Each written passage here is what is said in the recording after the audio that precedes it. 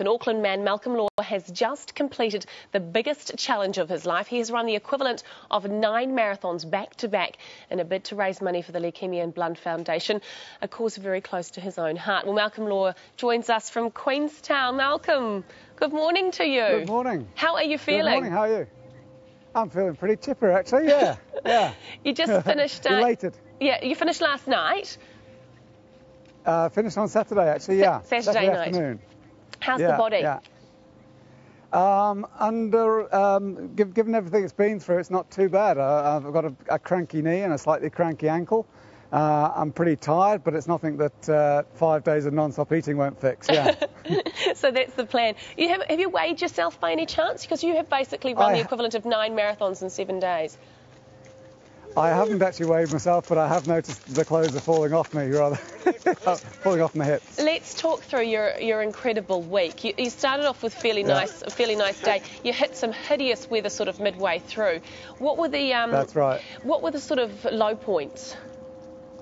Well, that was certainly the low point. I think was coming off that mountain at Tongariro on the second day, and knowing that I couldn't fly straight down to Motueka, so that meant we had to go to a backup plan, which was a long drive and a long ferry trip late at night, and only got about 2 or 3 hours sleep before we were back in the van to carry on to the Abel Tasman. So that was definitely a big low point. And then also struggled quite a lot on the Heathy run, which was the 80-kilometre longest run on day 4. That was a real mind test, that one. So and then the last 3 days down here in the deep south, we've had fantastic weather. So in many ways, it's got a bit more enjoyable and a bit easier as it went on. Fantastic. Were there any points where you thought, Malcolm, I just can't go any further? You had a stumble, I know, at one point. No injuries? I did. I managed to trip up just stepping onto a swing bridge on the Heathy track, and that grazed my leg a little.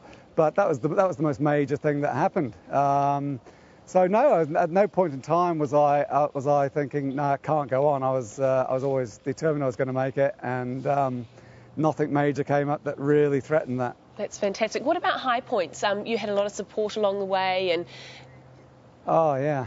The high points are just, too many to list out. The whole week was one great big high, but probably the thing that most surprised me was the support we got actually on the tracks.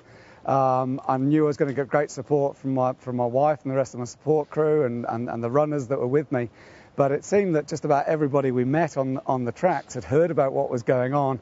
At one point on the Abel Tasman, there was a whole school group of about 30 kids, and they lined up on the side of the track and gave us high fives as we went by, which was a pretty cool moment, I have to say, yeah. That's brilliant. And Malcolm, do you know how much you've raised?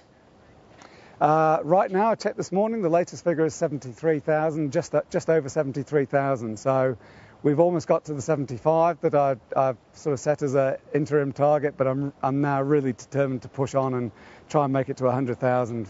That's great. And just quickly, Malcolm, what's the website people need to have a look at if they want to donate money after your amazing achievement? The website is www.7in7.org.nz. And all proceeds go directly to the charity, nothing taken out, nothing. We funded this expedition out of our own pocket, so every cent will go to the charity. That's brilliant. Malcolm, thanks very much for joining us this morning, and you enjoy your 5-day feast now.